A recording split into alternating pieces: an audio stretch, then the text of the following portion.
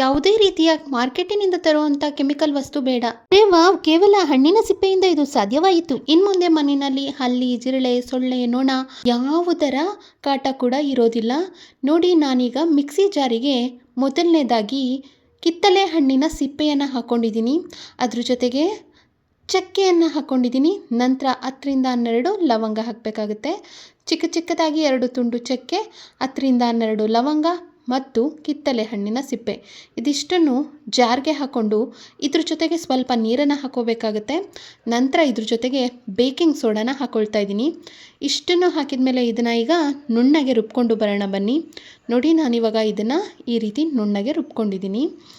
ಈಗ ಇದನ್ನು ಶೋಧಿಸ್ಕೋಬೇಕಾಗುತ್ತೆ. ಫಿಲ್ಟರ್ ಮಾಡ್ಕೊಳ್ತಾ ಇದ್ದೀನಿ. ಇದರ ಜೊತೆಗೆ ಫಿಲ್ಟರ್ ಮಾಡ್ಕೋಬೇಕಾದ್ರೆ ಒಂದು ಸ್ವಲ್ಪ ಜಾರಿಗೆಲ್ಲ ಸ್ವಲ್ಪ ನೀರನ್ನು ಹಾಕಿ ಫಿಲ್ಟರ್ ಮಾಡ್ಕೋಬೇಕಾಗುತ್ತೆ. ಇದು ತುಂಬಾ ಸ್ಟ್ರಾಂಗ್ ಆಗಿರೋಂಥ ಒಂದು ರೆಮಿಡಿ ಆಗಿರುತ್ತೆ. ಸರಿಯಾದ ವಿಧಾನದಲ್ಲಿ ಬಳಸಿದ್ದೆ ಆದರೆ 100% ಇನ್ನು ಮುಂದೆ ಇಲಿ, ಹಳ್ಳಿ, ಜಿರಳೆ, ನೊಣ, ಇರುವೆ ಯಾವುದರ ಕಾಟ ಕೂಡ ಇರೋದಿಲ್ಲ. ಮನೆ ತುಂಬಾ ಶುಭ್ರವಾಗಿ ಚೆನ್ನಾಗಿ ಇರುತ್ತೆ. ನೋಡಿ, ಇವಾಗ ಇದನ್ನು ಫಿಲ್ಟರ್ ಮಾಡ್ಕೊಂಡಿದ್ದಾಗಿದೆ. ನೀವೇ ಇಲ್ಲಿ ನೋಡ್ತಾ ಇರ್ಬೋದು, ಒಂದೊಳ್ಳೆ ಜಾದು ಅನ್ನೋವಂಥ ಲಿಕ್ವಿಡ್ ರೆಮಿಡಿ ಅನ್ನೋದು ಸಿದ್ಧ ಆಗಿದೆ. ಈ ಒಂದು ಲಿಕ್ವಿಡನ್ನು ಇವಾಗ ನಾವು ಸ್ಪ್ರೇ ಬಾಟಲ್ಗೆ ಹಾಕೋಬೇಕಾಗುತ್ತೆ. ಸ್ಪ್ರೇ ಬಾಟಲ್ಗೆ ಹಾಕ್ಕೊಳ್ತಾ ಇದ್ದೀನಿ. ಇದ್ರ ಜೊತೆಗೆ ಸ್ವಲ್ಪ 1:1 ಅನ್ನೋ ಥರ ನೀರನ್ನು ಕೂಡ ಸೇರಿಸ್ಕೋಬೇಕು. ಯಾಕಂದರೆ ಇದು ಸ್ವಲ್ಪ ನೀರಿನ ಥರ ಒಂದು ತೆಳುವಾದ ಕನ್ಸಿಸ್ಟೆನ್ಸಿನಲ್ಲಿ ಇದ್ದರೆ ನಮಗೆ ಸಾಕಷ್ಟು ರೀತಿಯಲ್ಲಿ ಬಳಸ್ಕೊಳ್ಳೋದಕ್ಕೆ ಇದು ಉಪಯೋಗ ಆಗುತ್ತೆ. ತುಂಬಾ ಸ್ಟ್ರಾಂಗ್ ಇರೋದ್ರಿಂದ ಇದನ್ನು ತೆಳುವಾಗಿ ಸಿದ್ಧ ಮಾಡ್ಕೋಬೇಕಾಗುತ್ತೆ. ಸೊ ನೋಡಿ, ಇವಾಗ ಈ ಲಿಕ್ವಿಡ್ ಅನ್ನೋದು ಸಿದ್ಧ ಆಗಿದೆ. ಸುಮಾರು 1 ಕಿತ್ತಳೆ ಹಣ್ಣಿನ ಸಿಪ್ಪೆನ ಹಾಕ್ಕೊಂಡ್ರೆ ಅರ್ಧ ಲೀಟ್ರು ಆಗುವಷ್ಟು ಈ ಒಂದು ರೆಮಿಡಿಯನ್ನು ಸಿದ್ಧ ಮಾಡ್ಕೊಳ್ಬಹುದು. ಸೊ ಇವಾಗ ಸಾಮಾನ್ಯವಾಗಿ ನಾವು ನೋಡೋದಾದರೆ ಮನೆಗೆ ಜಿರಳೆಗಳು ಬರೋದೇ ಈ ಸಿಂಕಿನ ಪಾತ್ರೆ ತೊಳೆಯುವಂಥ ಸಿಂಕಿನ ಕೆಳಗಡೆಯಿಂದ ಈ ಪೈಪ್ಗಳಲ್ಲಿ ಇಲ್ಲಿಂದೆಲ್ಲ ಬರೋಕ್ಕೆ ಶುರು ಆಗುತ್ತೆ. ಹಾಗಾಗಿ ಇಲ್ಲಿ ಶುಭ್ರವಾಗಿ ಇಟ್ಕೊಳ್ಳೋದು ತುಂಬಾ ಮುಖ್ಯ ಆಗುತ್ತೆ. ಪಾತ್ರೆ ತೊಳೆಯುವಂತಹ ಸಿಂಕ್ನ ತಳಭಾಗದಲ್ಲಿ ನೋಡಿ ಈ ಒಂದು ಸ್ಪ್ರೇ ಹಾಕಿ ನಂತರ ಕ್ಲೀನಾಗಿ ನೋಡಿ ಬಟ್ಟೆಯಿಂದ ಒರೆಸ್ತಾ ಇದ್ದೀನಿ. ಇದು ಬಿಫೋರ್ ಹೇಗಿತ್ತು, ಇದನ್ನು ಕ್ಲೀನಾಗಿ ಒರೆಸಿದ ನಂತರ ಯಾವ ಥರ ಇದು ಕ್ಲೀನ್ ಆಗುತ್ತೆ ಅಂತ ಕೂಡ ನಿಮ್ಮ ಜೊತೆಗೆ ಶೇರ್ ಮಾಡ್ತೀನಿ. ನೋಡಿ, ಈ ರೀತಿ ಡೀಪ್ ಕ್ಲೀನ್ ಮಾಡ್ಕೊಳ್ಳೋದ್ರಿಂದ ಏನಂದರೆ ಇಲ್ಲಿ ಜಿರಳೆಗಳಾಗಲಿ, ಹಲ್ಲಿಗಳಾಗಲಿ ಅಥವಾ ಯಾವುದೇ ರೀತಿಯ ಸಣ್ಣ ಸಣ್ಣ ಕೀಟಗಳಾಗಲಿ ಸೊ ಯಾವುದು ಕೂಡ ಓಡಾಡಲ್ಲ. ಸ್ವಲ್ಪ ಸಮಯ ಕೊಟ್ಟು ಕ್ಲೀನ್ ಮಾಡ್ಕೋಬೇಕಾಗತ್ತೆ ಅಷ್ಟೇ. ನೋಡಿ, ನಾನಿವಾಗ ಬಟ್ಟೆಯಿಂದ ಈ ಒಂದು ಲಿಕ್ವಿಡನ್ನು ಹಾಕಿ ಇಲ್ಲಿ ಕ್ಲೀನ್ ಮಾಡಿದ್ದೀನಿ. ಮತ್ತು ಇದೇ ಒಂದು ಸ್ಪ್ರೇನ ನಾನಿವಾಗ ಇಲ್ಲಿ ಕೂಡ ಹಾಕ್ಕೊಳ್ತಾ ಇದ್ದೀನಿ. ಸೊ ಇದು ತುಂಬ ಸ್ಟ್ರಾಂಗ್ ಆಗಿರೋದ್ರಿಂದ ಕಿತ್ತಳೆ ಹಣ್ಣಿನ ಒಂದು ರೀತಿ ಘಮ ಅನ್ನೋದು ತುಂಬ ಸ್ಟ್ರಾಂಗ್ ಆಗಿರೋದ್ರಿಂದ ಯಾವುದೇ ಕಾರಣಕ್ಕೂ ಜಿರಳೆ ಅನ್ನೋದು ಬರೋದೇ ಇಲ್ಲ. ಅದೇ ವಿಧಾನದಲ್ಲಿ ನೋಡಿ, ಮನೆ ಒಳಗಡೆ ಕೆಲವರಿಗೆ ಹೊರಗಡೆ ಎಲ್ಲ ಇಡೋಕ್ಕೆ ಆಪ್ಷನ್ ಇರಲ್ಲ.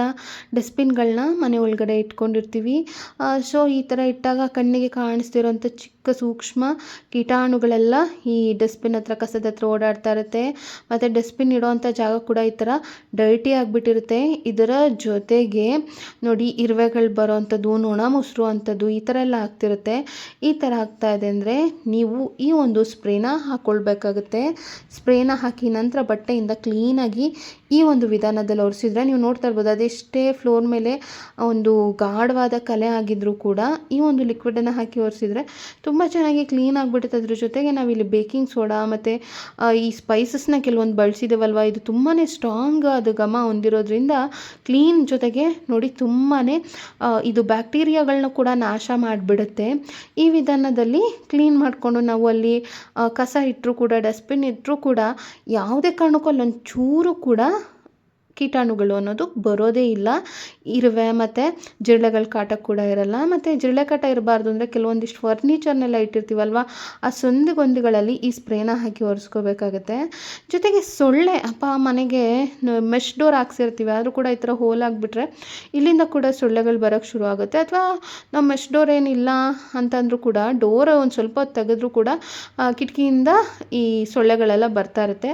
ಆ ಥರ ಬರಬಾರ್ದು ಅಂದರೆ ಒಂದು ಬಟ್ಟೆನ ತೊಗೊಂಡು ಅದ್ರ ಮೇಲೆ ಈ ಒಂದು ಲಿಕ್ವಿಡನ್ನು ಕಂಪ್ಲೀಟಾಗಿ ಬಟ್ಟೆ ಮೇಲೆ ಸುತ್ತಲೂ ಆಗಬೇಕು. ಆ ಥರ ಈ ಲಿಕ್ವಿಡನ್ನು ಸ್ಪ್ರೇ ಮಾಡಿಕೊಂಡು ಬಟ್ಟೆನ ಕಂಪ್ಲೀಟಾಗಿ ಒದ್ದೆ ಮಾಡ್ಕೋಬೇಕಾಗತ್ತೆ. ನೋಡಿ, ನಾನು ಈ ಬಟ್ಟೆನ ಒದ್ದೆ ಮಾಡಿಕೊಂಡು ನಿಮ್ಗೆ ತೋರಿಸ್ತಾ ಈ ಪ್ರಮಾಣದಲ್ಲಿ ಇದು ವೆಟ್ ಅನ್ನೋದಾಗಬೇಕು. ಈ ಬಟ್ಟೆಯಿಂದ ಒಳ್ಳೆ ಘಮ ಅನ್ನೋದು ಬರ್ತಾ ಇರುತ್ತೆ. ಕಿತ್ತಳೆ ಹಣ್ಣಿನ ಒಂದು ಫ್ಲೇವರ್ ಘಮ, ಚಕ್ಕೆ ಲವಂಗದ ಘಮ ಅನ್ನೋದು ಬರ್ತಾ ಇರುತ್ತೆ. ಸೊ ತುಂಬಾ ಚೆನ್ನಾಗಿರುತ್ತೆ. ಇದು ನಮಗೆ ತುಂಬಾ ಇಷ್ಟ ಆಗುತ್ತೆ. ಆದರೆ ಇದು ಇಲಿ ಜಿರಳೆ ಹಲ್ಲಿಗಳಿಗೆ ಒಂದು ರೀತಿ ವೈರಿ ಅಂತಲೇ ಹೇಳ್ಬೋದು. ಇದನ್ನು ನೀವು ಕಿಟಕಿನಲ್ಲಿ ಹಾಕೋದ್ರಿಂದ ಇಲ್ಲಿಂದ ಯಾವುದೇ ಕಾರಣಕ್ಕೂ ಕಿಟಕಿ ಕಡೆಯಿಂದ ಒಂದೇ ಒಂದು ಸೊಳ್ಳೆ ಕೂಡ ಮನೆಗೆ ಬರೋದಿಲ್ಲ. ಯಾಕಂದರೆ ಇದು ತುಂಬ ಸ್ಟ್ರಾಂಗ್ ಆಗಿರುತ್ತೆ. ಇದು ಸೊಳ್ಳೆಗಳಿಗಾಗಲಿ ಅಥವಾ ಜಿರಳೆಗಳಿಗಾಗಲಿ ತುಂಬಾ ಇರಿಟೇಷನ್ ಆಗುತ್ತೆ. ಇನ್ ಕೇಸ್ ಮನೆಯಲ್ಲಿದ್ದರೂ ಕೂಡ ಮನೆಯಿಂದ ಜಿರಳೆಗಳು, ಹಲ್ಲಿಗಳು, ಸೊಳ್ಳೆಗಳು ಮನೆಯನ್ನು ಬಿಟ್ಟು ಓಡುತ್ತೆ. ಇದರ ಒಂದು ಬಳಕೆಯನ್ನು ನಾವು ಮಾಡೋದ್ರಿಂದ ಮಲ್ಕೋಬೇಕಾದ್ರೆ ಸೊಳ್ಳೆಗಳೆಲ್ಲ ವಿಪರೀತ ಬಂದು ಕಚ್ಚುತ್ತೆ. ಜೊತೆಗೆ ಜಿರಳೆಗಳ ಕಾಟ ಕೂಡ ಇದೆ ಮನೆಯಲ್ಲಿ ಅಂತಂದರೆ ನೋಡಿ, ಸಾಮಾನ್ಯವಾಗಿ ನಾವು ಬೆಡ್ ಕೆಳಗಡೆ, ಹಾಸಿಗೆ ಕೆಳಗಡೆ ಏನೂ ಇಡಬಾರ್ದು. ಬಟ್ ಕೆಲವರು ಜಾಗ ಇರಲ್ಲ, ನಾವು ಕೆಲವೊಂದಿಷ್ಟು ಬಟ್ಟೆಗಳನ್ನ ಅದು ಇದು ಇಟ್ಟಿದ್ದೀವಿ ಅಂಥೇಳಿ ಅಂತಿರ್ತಾರೆ. ಸೊ ಆ ಥರ ಪರಿಸ್ಥಿತಿ ಇದೆ ಅಂತಂದರೆ ಅವಾಗ ಡೀಪ್ ಕ್ಲೀನ್ ಮಾಡ್ಕೊಳ್ಳಿ. ಮಂಚದ ಕೆಳಗಡೆ ಎಲ್ಲ ಕ್ಲೀನಾಗಿ ತೆಗಿಯೋವಂಥದ್ದು, ಒರೆಸ್ಕೊಳ್ಳೋವಂಥದ್ದು ಈ ಥರ ಮಾಡ್ಕೊಳ್ಳಿ. ಅದ್ರ ಜೊತೆಗೆ ನೋಡಿ, ಈ ರೀತಿ ಮಂಚದ ಕೆಳಭಾಗದಲ್ಲಿ ಅಥವಾ ಮಂಚವನ್ನು ನೀವು ಈ ಸ್ಪ್ರೇ ಹಾಕಿ ಒರೆಸೋದ್ರಿಂದ ಅಲ್ಲಿ ಕೂಡ ಅಷ್ಟೇ ಜಿರಳೆಗಳು ಯಾವುದೇ ಕಾರಣಕ್ಕೂ ಇರೋದು ಇಲ್ಲ ಆ್ಯಂಡ್ ಬರೋದು ಇಲ್ಲ. ಮತ್ತು ಸೊಳ್ಳೆಗಳು ಕೂಡ ಅಷ್ಟೇ ಇದರ ಗಾಢವಾದ ಘಮಕ್ಕೆ ಮನೆನ ಬಿಟ್ಟು ಓಡುತ್ತೆ. ವಾಶ್ರೂಮಲ್ಲೂ ಈ ಲಿಕ್ವಿಡನ್ನು ಬಳಸಿ ಇಲ್ಲಿಂದ ಕೂಡ ಜಿರಳೆಯ ಒಂದು ಪ್ರವೇಶ ಅನ್ನೋದಾಗೋದಿಲ್ಲ. ಅದರ ಜೊತೆಗೆ ಮನೆ ನೆಲ ಒರೆಸುವಂಥ ನೀರಿಗೆ ಈ ಒಂದು ಘಮಿಸುವಂತಹ ಸ್ಟ್ರಾಂಗ್ ಆಗಿರುವಂಥ ಲಿಕ್ವಿಡನ್ನು ಹಾಕಿ ಈ ಒಂದು ಲಿಕ್ವಿಡ್ನಲ್ಲಿ ಮಾಪನ್ನು ಅದ್ದಿ ನೀವು ನೆಲವನ್ನು ಒರೆಸೋದ್ರಿಂದ ಇಡೀ ಘಮ ಮನೆಯೆಲ್ಲ ಪಸರಿಸ್ತಾ ಇರುತ್ತೆ. ಅಂದರೆ ಇಡೀ ಮನೆ ತುಂಬಾ ಸುಗಂಧ ಭರಿತವಾಗಿರುತ್ತೆ. ಅದಷ್ಟೇ ಅಲ್ಲ, ಕೀಟಾಣುಗಳನ್ನು, ಬ್ಯಾಕ್ಟೀರಿಯಾಗಳನ್ನು ಕೂಡ ಇದು ನಾಶ ಮಾಡುತ್ತೆ. ಮತ್ತು ಮನೆಯೆಲ್ಲ ಕೂಡ ಅಷ್ಟೇ ತುಂಬಾ ಡೀಪ್ ಕ್ಲೀನ್ ಆಗುತ್ತೆ. ತಳ ಅಂಥೇಳಿ ಮನೆ ನೆಲ ಅನ್ನೋದು ಹೊಳಿತಾ ಇರುತ್ತೆ. ಸೊ ನಾನಿವಾಗ ಇಲ್ಲಿ ಫ್ಲೋರನ್ನು ಒರೆಸ್ತಾ ಇದ್ದೀನಿ. ನೋಡಿ, ಒರೆಸ್ಬಿಟ್ಟು ನಿಮ್ಮ ಜೊತೆಗೆ ಶೇರ್ ಮಾಡ್ತೀನಿ. ಎಷ್ಟು ಚೆನ್ನಾಗಿ ಕ್ಲೀನ್ ಆಗುತ್ತೆ ಅಂದರೆ ಕೇಳ್ತಾರಲ್ಲ, ಏನಾಗಿ ನೀವು ಮನೆಯೆಲ್ಲ ಒರೆಸ್ತಾ ಇದ್ದೀರಾ, ನಿಮ್ಮ ಮನೆಯೆಲ್ಲ ಇಷ್ಟು ಚೆನ್ನಾಗಿದೆ ಅಂತ. ಮತ್ತು ಮನೆ ಕೂಡ ಘಮ ಘಮ ಘಮ ಅಂತಿರುತ್ತೆ. ಯಾವ ಮಾರ್ಕೆಟಿಂದ ನೀವು ಈ ಒಂದು ಲಿಕ್ವಿಡನ್ನು ತಂದು ಬಳಸಿದ್ರು ಕೂಡ, ಅಂದರೆ ಹೊರಗಡೆಯಿಂದ ತಂದು ಬಳಸಿದ್ರು ಕೂಡ ಈ ಒಂದು ಲಿಕ್ವಿಡನ್ನು ಬಳಸಿದಷ್ಟು ರಿಸಲ್ಟ್ ಅನ್ನೋದು ಸಿಗೋದಿಲ್ಲ. ಮನೆಯಲ್ಲಿ ಸೊಳ್ಳೆ ಜಿರಳೆ ಯಾವುದು ಕೂಡ ಇರೋದಿಲ್ಲ. ಅಲ್ಲೇ ನಾನು ಫಿಲ್ಟರ್ ಮಾಡಿಕೊಂಡೆ ಅಲ್ವಾ, ಈ ಒಂದು ಭಾಗವನ್ನು ಕೂಡ ಎತ್ತಿಟ್ಕೋಬೇಕಾಗುತ್ತೆ. ಈಗ ಇದರ ಜೊತೆಗೆ ಶೋಧಿಸ್ಕೊಂಡೆ ಅಲ್ವಾ, ಕಿತ್ತಳೆ ಹಣ್ಣು, ಚಕ್ಕೆ ಮತ್ತು ಲವಂಗ, ಅದರ ಜೊತೆಗೆ ಬೇಕಿಂಗ್ ಸೋಡಾ ಹಾಕಿ ನಾನು ಲಿಕ್ವಿಡನ್ನು ತಯಾರಿಸ್ಕೊಂಡೆ. ನಂತರ ಇದನ್ನು ಶೋಧಿಸ್ಕೊಂಡೆ ಅಲ್ವಾ, ಇದರ ಜೊತೆಗೆ ಸ್ವಲ್ಪ ನಾನು ಸಾಸಿವೆ ಎಣ್ಣೆನ ಹಾಕ್ಕೊಂಡಿದ್ದೀನಿ. ಸಾಸಿವೆ ಎಣ್ಣೆ ಇಲಿಗಳಿಗೆ ತುಂಬಾ ಇಷ್ಟ ಆಗುತ್ತೆ. ಅದ್ರ ಜೊತೆಗೆ ಗೋಧಿ ಹಿಟ್ಟು ಕೂಡ ಅಷ್ಟೇ ತುಂಬಾ ಇಷ್ಟ ಆಗುತ್ತೆ. ಇವಾಗ ಇದನ್ನು ಕ್ಲೀನಾಗಿ ಕಲಿಸ್ಕೋಬೇಕಾಗುತ್ತೆ. ಕಲಿಸ್ಕೊಂಡು ಇದನ್ನು ಚಿಕ್ಕ ಚಿಕ್ಕ ಉಂಡೆಗಳನ್ನಾಗಿ ಮಾಡ್ಕೋಬೇಕಾಗುತ್ತೆ. ಇಲಿಗಳಿಗೆ ಮತ್ತು ಜಿರಳೆಗಳಿಗೆ ಈ ಸಾಸಿವೆ ಎಣ್ಣೆ ಮತ್ತು ಈ ಗೋಧಿ ಹಿಟ್ಟು ಇದಕ್ಕೆಲ್ಲ ಸಿಕ್ಕಾಪಟ್ಟೆ ಇವುಗಳು ಅಟ್ರಾಕ್ಟ್ ಆಗುತ್ತೆ. ಈ ರೀತಿ ಚಿಕ್ಕ ಚಿಕ್ಕ ಉಂಡೆಗಳನ್ನಾಗಿ ನೋಡಿ ಮಾಡ್ಕೊಂಡಿದ್ದಾಗಿದೆ, ಸಿದ್ಧ ಮಾಡ್ಕೊಂಡಿದ್ದಾಗಿದೆ.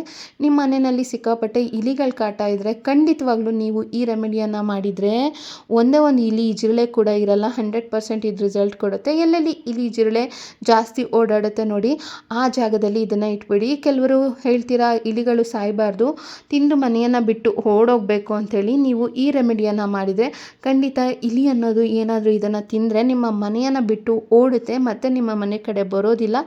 ಇವುಗಳ ಕಾಟ ತಪ್ಪಿಸ್ಬೇಕು ಅಂದರೆ ನೋಡಿ, ಫರ್ನಿಚರ್ ಕೆಳಗೆ ಸಂದಿಗೊಂದಿಗಳಲ್ಲಿ ಈ ಒಂದು ರೆಮಿಡಿಯನ್ನು ಮಾಡಿ ಇಟ್ಟರೆ ಸಾಕು, ಇಲ್ಲಿ ಮನೆ ಬಿಟ್ಟು ಓಡುತ್ತೆ. ಜಿರಳೆ ಕೂಡ ಅಷ್ಟೇ ಮನೆಯಲ್ಲಿ ಒಂದು ಕೂಡ ಇರಲ್ಲ. ಇದೆಲ್ಲವೂ ತುಂಬ ರಿಸಲ್ಟ್ ಕೊಡೋವಂಥ ಟಿಪ್ಸ್ಗಳು. ಖಂಡಿತ ನೀವು ಟ್ರೈ ಮಾಡಿ. ಹಾಗೆ ಇವತ್ತಿನ ವಿಡಿಯೋ ಇಷ್ಟ ಆಗಿದ್ರೆ ಲೈಕ್ ಕೊಟ್ಟು ನಿಮ್ಮ ಫ್ರೆಂಡ್ಸ್ ಮತ್ತು ಫ್ಯಾಮಿಲಿ ಜೊತೆಗೆ ಶೇರ್ ಮಾಡಿ. ಚಾನಲನ್ನು ಸಬ್ಸ್ಕ್ರೈಬ್ ಮಾಡ್ಕೊಳ್ಳಿ. ಮುಂದಿನ ವಿಡಿಯೋದಲ್ಲಿ ಬರ್ತೀನಿ. ಧನ್ಯವಾದಗಳು.